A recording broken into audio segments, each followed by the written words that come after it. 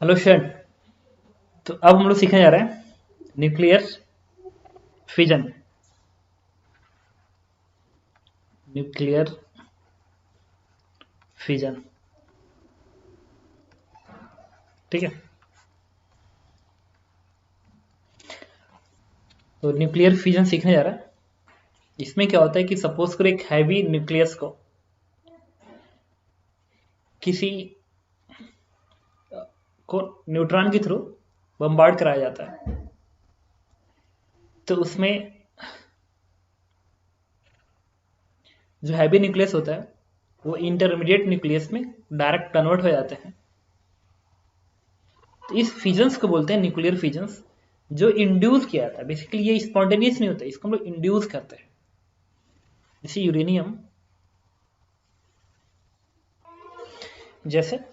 Uranium 235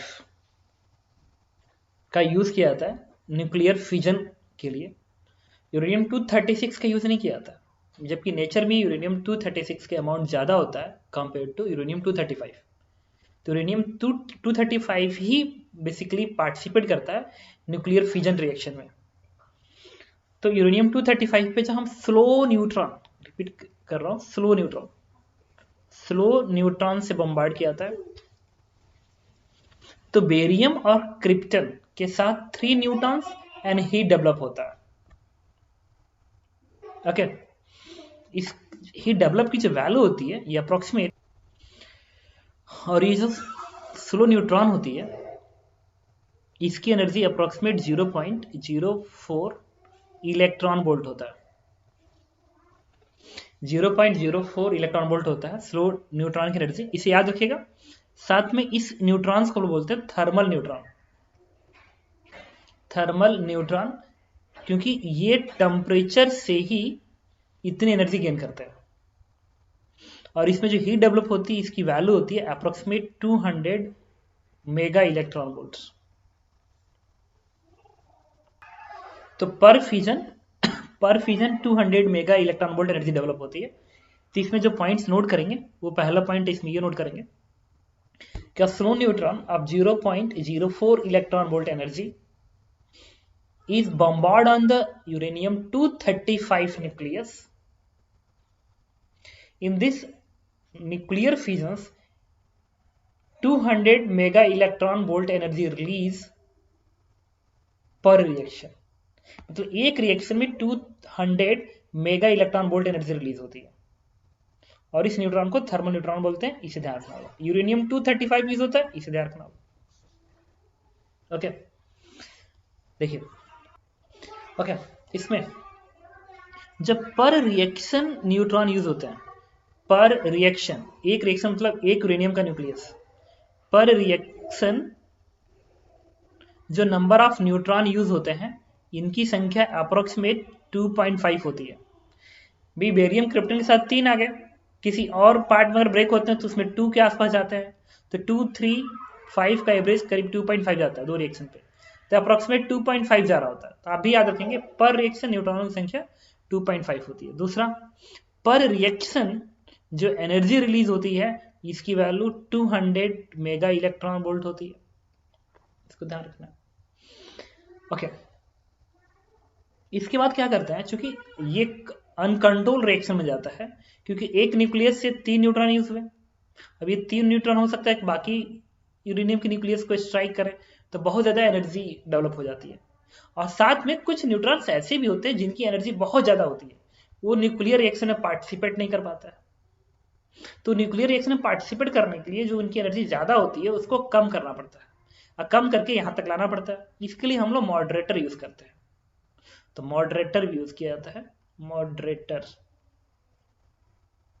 इसमें लिख लेंगे मॉडरेटर्स का यूज क्या है। मॉडरेटर का यूज है जो हाई काइनेटिक एनर्जी न्यूट्रॉन है उसकी एनर्जी को कम करके उसको स्लो न्यूट्रॉन जैसी एनर्जी बनाई जाए ताकि वो फर्दर रिएक्शन में पार्टिसिपेट कर सके। तो लिखेंगे इसमें moderator are use to slowing neutrons which are developed in fission to make thermal neutron. Of approximate category 0.04 electron volts. तो इसके लिए हमें क्या करना होता है, इसकी स्पीड को स्लो करने के लिए बेसिकली हम लोग यूज करते हैं वाटर का भी यूज करते हैं, हैवी वाटर का यूज करते हैं, एंड ग्रेफाइट के रॉड्स यूज किया जाता है, ग्रेफाइट रॉड यूज किया जाता है। तो आप इसको कॉपी कर लेंगे कि graphite rod on heavy water and water are use as moderator, जिसका काम होता है स्पीड को स्लो करना, मॉडरेट करना, स्पीड को स्लो करता है। Okay next. लेकिन जब न्यूक्लियर रिएक्टर में हम जाते हैं, न्यूक्लियर रिएक्टर में, तो ये तो अनकंट्रोल हो जाएगा, क्योंकि जितने न्यूट्रॉन बनेंगे अगर सबके सब बम्बार्ड करके न्यूक्लियस को थोड़ा सा कर दें तो बहुत ज्यादा एनर्जी रिलीज हो जाएगी। तो हम लोग को कभी कभी कुछ न्यूट्रॉनों को एब्जॉर्ब भी करवाना होता है, ताकि नंबर ऑफ न्यूट्रॉन कम से कम प्रोड्यूस हो या desire number of neutron produce हो, और हमारा further nucleus desire number of nucleus को हम क्या कर सके। नहीं, न्यूट्रॉन तो कुछ ही प्रोड्यूस हो, बट उनको एब्जॉर्ब कर ले जाए और उसके बाद इतने बचे जिससे हम अपना कंट्रोल अमाउंट में यूरेनियम का फ्यूजन करा सकें और एनर्जी को कंट्रोल अमाउंट में डेवलप कर सके। तो इसके लिए हम लोग यूज करते हैं, न्यूट्रॉन के एब्जॉर्ब करने के लिए यूज करते हैं कैडियम रॉड्स। याद करेंगे, cadmium rod are use to absorb neutron, absorb neutron, बस इसको ध्यान रखेंगे। ओके, अब इस पे बेस्ड होकर कुछ क्वेश्चंस होता है वो मैं पहले बता दूं, ठीक है। न्यूक्लियर फ्यूजन पहले, उसके बाद न्यूक्लियर फ्यूजन, फिर बताता हूं न्यूक्लियर फ्यूजन्स। तो न्यूक्लियर फ्यूजन में क्या होता है, तो न्यूक्लियर फ्यूजन में क्या होता है, जो लाइटर न्यूक्लियस होते हैं वो आपस में फ्यूज्ड होते हैं और वो उनकी एटॉमिक नंबर बढ़ता है, जिससे वो इंटरमीडिएट की तरफ भागते हैं और उनकी स्टेबिलिटी इंक्रीज करती है। तो न्यूक्लियर फ्यूजन में लाइटर न्यूक्लियस आपस में क्या करते हैं, फ्यूज होते हैं, कंबाइन करते हैं, उनके न्यूक्लियस कंबाइन करके बड़े न्यूक्लियस बनाता है और उसमें बाइंडिंग एनर्जी इंक्रीज करती है, जिसकी वजह से एनर्जी रिलीज होती है। जब बाइंडिंग एनर्जी इंक्रीज करेगी तो क्या हो रहा होगा, एनर्जी रिलीज हो रही होगी। तो हम लोग पढ़ते हैं न्यूट्रॉन न्यूट्रॉन फ्यूजन की एग्जांपल है, बस याद रखेंगे।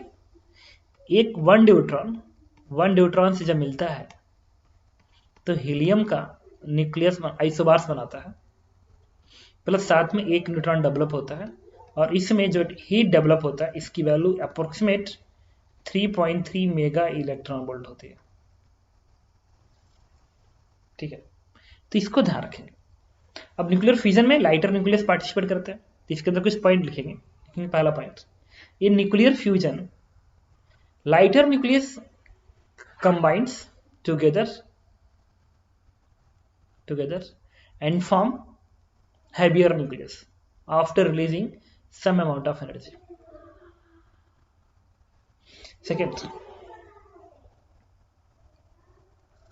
न्यूक्लियर फ्यूजन रिएक्शन होने के लिए जो टेम्परेचर होना चाहिए लेबोरेटरी का, वो अप्रोक्सीमेट 10⁷ केल्विन से 10⁸ केल्विन के ऑर्डर का होना चाहिए, और इस तरह का टेम्परेचर डेवलप करना बहुत ही डिफिकल्ट टास्क है। और सन का टेम्परेचर SUN, सन का जो टेम्परेचर है अप्रोक्सीमेट इसी का ऑर्डर का होता है। तो इसलिए हम लोग कहते हैं कि वहां पे बेसिकली न्यूक्लियर फ्यूजन रिएक्शन हो रहा है, ठीक है, और उसी से एनर्जी डेवलप हो रही है जो हमारे पास आ रही है। अब इस पे बेस्ड होके हम लोग क्वेश्चन करते हैं। जैसे पहला क्वेश्चन है, सपोज करो 3 अल्फा पार्टिकल आपस में कंबाइन करके कार्बन का न्यूक्लियस बना रहे हैं। तो 2He4 के 3 न्यूक्लियाई आपस में कंबाइन करके 6C12 बना रहा है। फाइंड एनर्जी रिलीज, जबकि मास ऑफ 2 हीलियम का जो मास दिया गया है ये है न्यूक्लियस का 4.001, ये भी सॉल्व करते हैं। देखिए, सबसे पहले क्या निकालेंगे, मास डिफेक्ट निकालेंगे। इस प्रोसेस का मास डिफेक्ट कितना मास का चेंज आ रहा है। तो जो मास का चेंज आएगा उससे एनर्जी आएगी mc² करके। तो जो एनर्जी डेवलप होगी वो डॉटर न्यूक्लियस का मास कितना है 3 इंटू हीलियम न्यूक्लियस का मास जो कि एटम के मास के हेल्प से ही आ जाएगा, माइनस कार्बन C12 का मास 12 Me होता है, कार्बन 6C12 का मास 12 Me होता है, इंटू 931 करेंगे, इतना mega electron volt energy develop होगी इस रिएक्शन में। तो वैल्यू क्या आएगी 4 3 12 घटा दो तो मैंने कहा 0.003 multiply by 931 mega electron volt energy release होगी एंड दिस इज आंसर। ठीक है, इसी बेस पे कुछ दूसरे क्वेश्चन कर लेते हैं। देखिए ये क्वेश्चन ज्यादातर पूछा जाता है और एकदम ध्यान रखना, एकदम याद रखना कैसे करना। न्यूक्लियर रिएक्टर्स हम लोग न्यूक्लियर रिएक्टर बनाने जा रहे हैं और जिसकी इफिशिएंसी न्यूक्लियर रिएक्टर है जो efficiency 10% and we wants to supply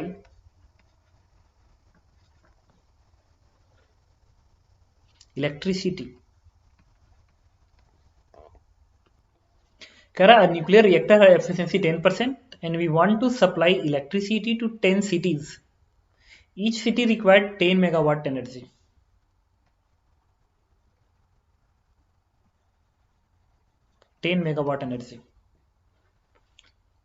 Find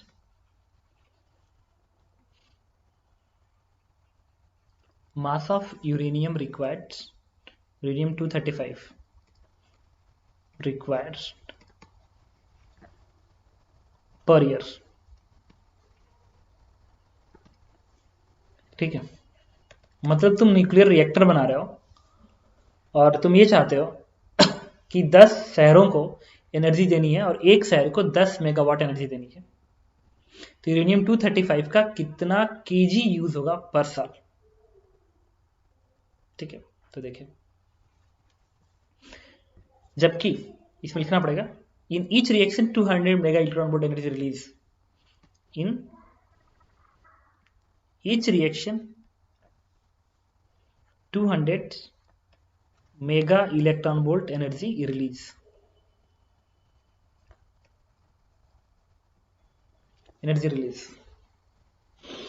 तो देखो यूरेनियम 235 यूज कर रहे हो न्यूक्लियर रिएक्टर में, तो एक यूरेनियम 235 पे जब तुम न्यूट्रॉन का बम्बार्ड कर रहे हो तो कितनी एनर्जी रिलीज हो रही है 200 mega electron volt energy release हो रही है एक यूरेनियम 235 के न्यूक्लियस से। तो सबसे पहले तो मुझे ये पता करना पड़ेगा कि एक साल में 1 ईयर में कितना एनर्जी की जरूरत पड़ेगी, एक साल में कितने एनर्जी की डेवलप की जरूरत पड़ेगी 10 शहरों को। तो जो टोटल एनर्जी रिक्वायर्ड बनेगी वो कितना बनेगी 10 मेगावाट।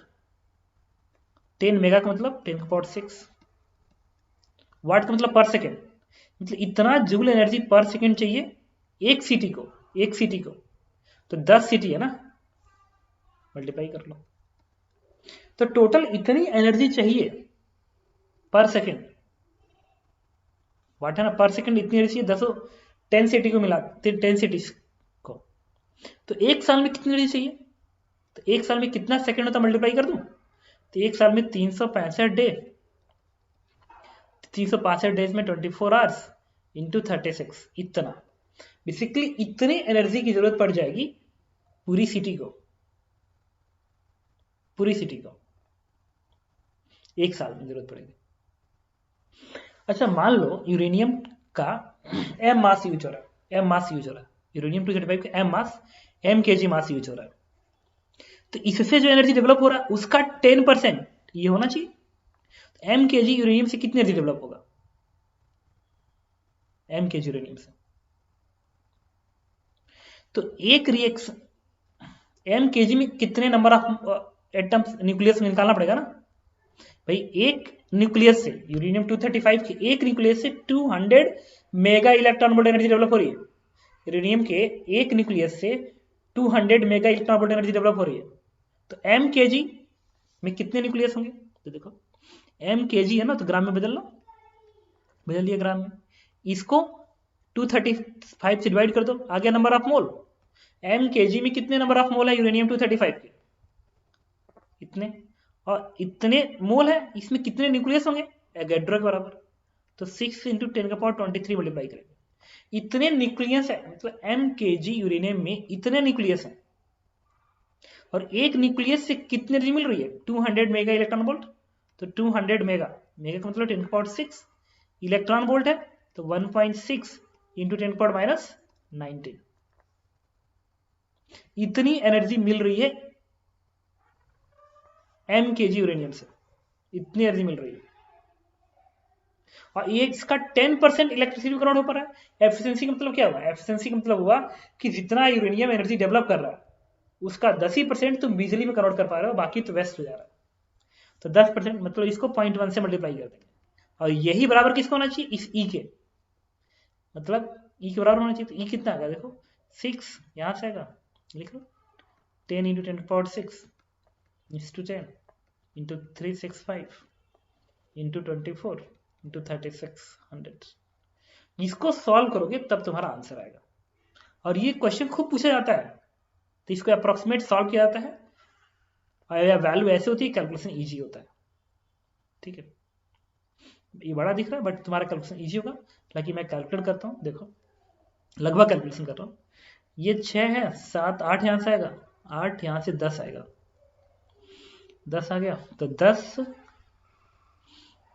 इस 6 और 3 को 9 बनाएगा और यहां से काउंट कर 22 में काउंट कर देगा, 22 में। और ये दो यहां मिलके 24 बना देंगे, 24। और ये 6 दूनी 12, 12 को 25 में कन्वर्ट कर लो, अप्रोक्सीमेट निकाल रहा हूं 25। और ये 1.6 है ना, तो ये 36 है। तो इसको हटा दो यहाँ से एक पॉइंट को, तो 4 बन जाएगा। ये बन जाएगा 16 है ना, तो 16 32 करीब 2 के आसपास मान लो। ये 48 मतलब 50 मान लो, 50 और 0 है ना, तो ये 0 इसको 23 में कन्वर्ट कर देगा, 23 में। ये 5 है, तो यहां से बनेगा m बराबर, बनेगा m बराबर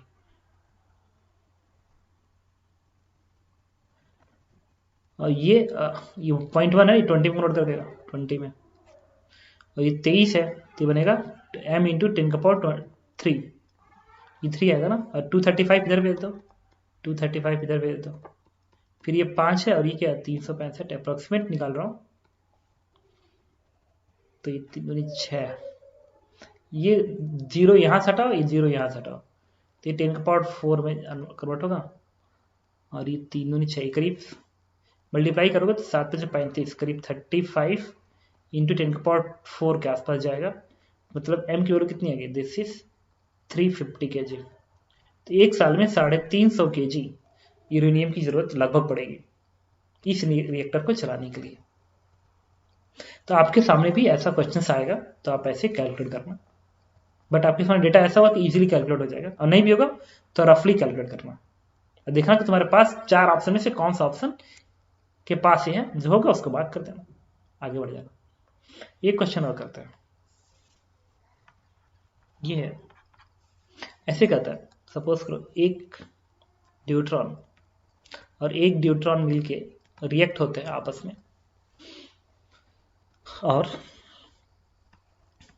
2 हीलियम और एक न्यूट्रॉन का न्यूक्लियस बनाता है। इसमें पर reaction 2 mega electron volt energy की जरूरत निकल रही है। 2 नहीं, इसको 4 मान लो, अप्रोक्सीमेट 4 की जरूरत पड़ रही है। ये न्यूक्लियर फ्यूजन है। मैं चाहता हूं find mass of deuteron used in above question. Number जिसके पहले क्वेश्चन लिखे थे, ये वाला क्वेश्चन, अगर मान लो क्वेश्चन नंबर ए है,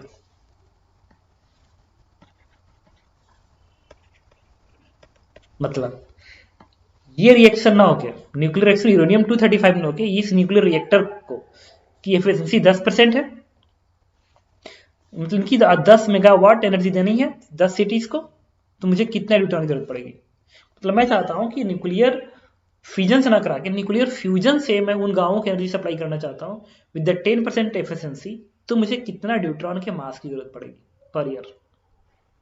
तो क्या करेंगे,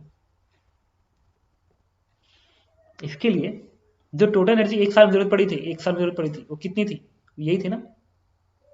तो इसको मैं वहां लिख लूं फिर से, 10 इंटू 10 का पावर 6 इंटू 10,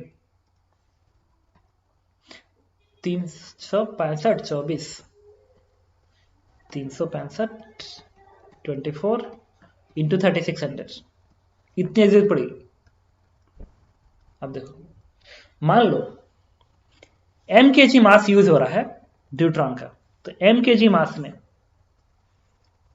m के जी ड्यूट्रॉन है, तो m के जी ड्यूट्रॉन में कितने नंबर ऑफ मोल होंगे, भाई ड्यूट्रॉन का मास 2 ग्राम होता है ना, तो m के जी है, ग्राम में बदल लिया और 2 से डिवाइड कर दिया, तो नंबर ऑफ मोल आ गया। भाई m के जी ड्यूट्रॉन यूज हो रहा है, तो m के जी ड्यूट्रॉन यूज हो रहा है, m के जी ड्यूट्रॉन यूज हो रहा है, तो m के जी ड्यूट्रॉन में कितने नंबर ऑफ मोल होंगे, मोलर मास से डिवाइड कर दिया एटॉमिक मास से, आ गया इतना नंबर ऑफ मोल। कितने न्यूक्लियस यूज होंगे, तो एवोगैड्रो मल्टीप्लाई कर दिया, आ गया इतना, इतना न्यूक्लियस यूज हुआ। तो तुम मुझे बताओ एक रिएक्शन में कितने न्यूट्रॉन यूज हो रहे हैं, 2, देखो 1s2 1s2, एक रिएक्शन में 2 न्यूट्रॉन यूज हो रहा है। तो अगर इतने न्यूट्रॉन के न्यूक्लियस हैं तो कितने रिएक्शंस होंगे, बताओ। अगर इतने न्यूट्रॉन के न्यूक्लियस हैं तो कितने रिएक्शन होंगे, जबकि एक रिएक्शन में 2 न्यूट्रॉन यूज हो रहे हैं, तो 2 से डिवाइड कर दो, तो क्या इतने रिएक्शन होंगे। और हर रिएक्शन में पर रिएक्शन कितनी एनर्जी डेवलप हो रही है, 4 मेगा इलेक्ट्रॉन वोल्ट, तो यहां पर रख दो 4 मेगा का मतलब 10 का पावर 6 इलेक्ट्रॉन वोल्ट, तो 1.6 इंटू 10 पावर माइनस 19, इतना एनर्जी डेवलप होगी, लेकिन एफिशिएंसी क्या है 10%, तो 0.1 और मल्टीप्लाई कर दो, और अब वो इसके बराबर कर दो, अब आएगा मास। कर लें कैलकुलेशन, एक रफ कैलकुलेशन, ये देखो ये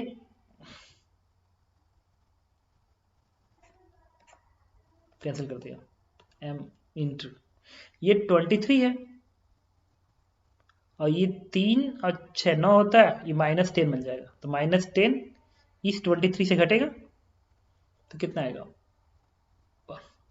10 घटाना, 10 का मतलब 13 और ये 12 बनेगा, 10 का पावर 12 बनेगा, इंटू ये 1.6 इंटू 6 है ना, 64, 6.4 आएगा बराबर, यहां से कितना देखो 6 7 8 8 है, 9 10, 10 का पावर 10 आएगा, इंटू ये 365 है ना, तो 365 को ये रहने दो, 24 को भी ये रहने दो, 36 को भी ऐसे रहने दो, ये जो आएगा इसको 2 में कन्वर्ट कर देगा, इसको लगभग अगर मैं 6 मान लो तो 60 में कन्वर्ट कर देगा इसको, और इसको तुम 40 में कन्वर्ट कर लो, कैलकुलेशन कर लो तुम ऊपर से कर लेना, देखना यही आएगा, इसको 20 मान लो, तो डबल जीरो बना, इसे कट कर देगा, ये 8 बना ना, 4 दूनी 8 छके 48, ये करीब 480 केजी आ रहा है, तुम्हें 480 केजी न्यूट्रॉन की जरूरत पड़ जाएगी, ठीक है। जबकि आपने देखा था यूरेनियम का 350 जरूरत पड़ी और इसमें 480 की जरूरत पड़ी। तो ऐसे क्वेश्चन आते हैं तो आप ऐसे ही अटेम्प्ट करेंगे। एक क्वेश्चन और करते हैं, ये कहता है इस तरीके से,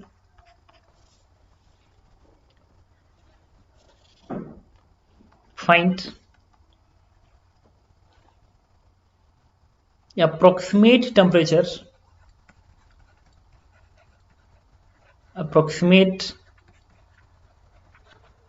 temperature for nuclear fusion reaction of hydrogen and hydrogen.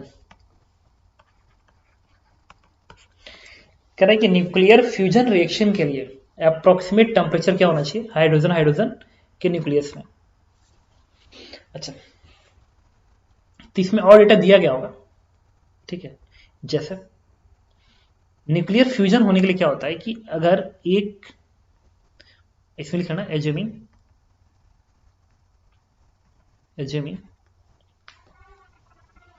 Fusion occurs when distance between nucleus becomes 1 Fermi। कह रहा है कि अगर हाइड्रोजन हाइड्रोजन के बीच की दूरी न्यूक्लियस की, उनके न्यूक्लियस की बीच, उनके सेंटर टू सेंटर की बीच दूरी 1 फर्मी हो जाए, 1 फर्मी, तो आपस में कंबाइन कर जाता है। लेकिन अगर 1 फर्मी से ज्यादा है तो कंबाइन नहीं करते, न्यूक्लियस एक दूसरे को रिपल करेंगे और कंबाइन करेंगे, दूर भाग जाएंगे। तो जब ये कंबाइन करेंगे तो उस कंबाइन करने के लिए टेम्परेचर कितना होना चाहिए जिसमें ये हाइड्रोजन के न्यूक्लियस हो। तो हाई टेम्परेचर होगा, न्यूक्लियस फॉर्म में है, तो इन पे पॉजिटिव चार्ज होगा 1 प्रोटॉन की।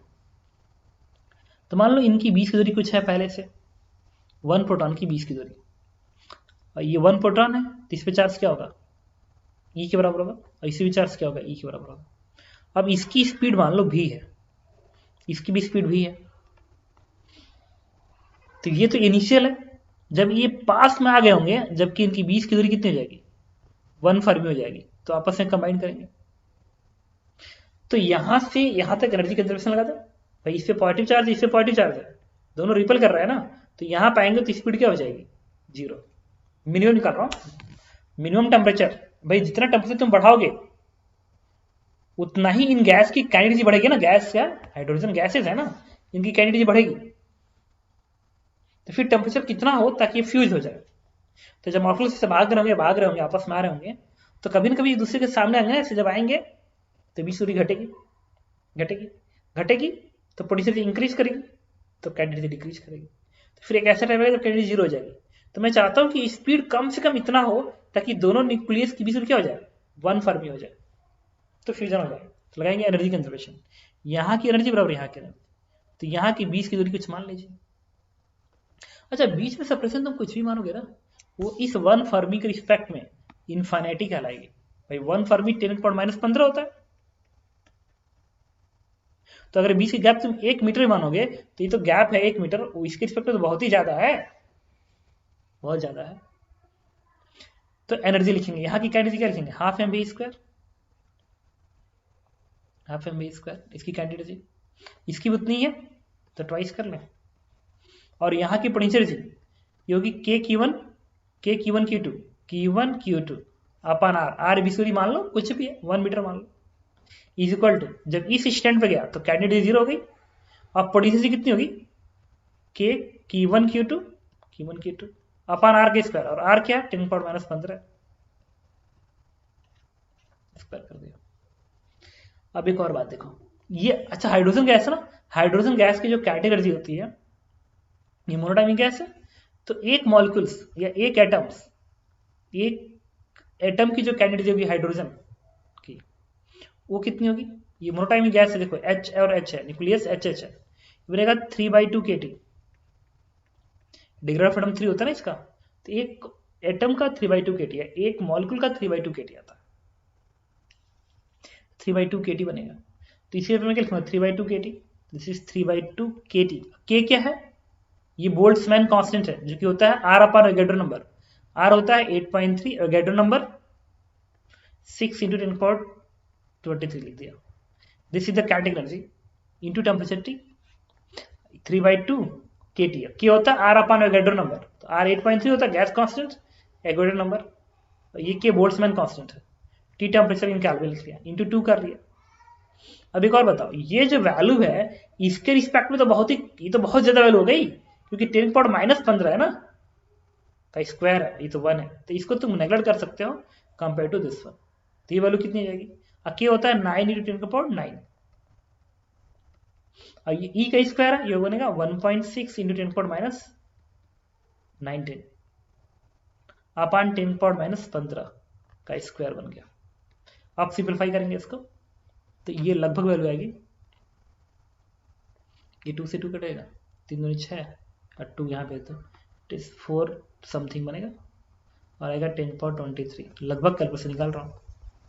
यहाँ से बनेगा 9 × 10⁻9, यहाँ से क्या आएगा, ये 1.6, ये 1.44 होता है इंटू, ये ऊपर जाएगा तो -4 बनेगा, तो 10⁻8 बन जाएगा। 8 का मतलब ये 1 में कन्वर्ट कर देगा नहीं, और यहाँ से 40 की वैल्यू हो जाएगी,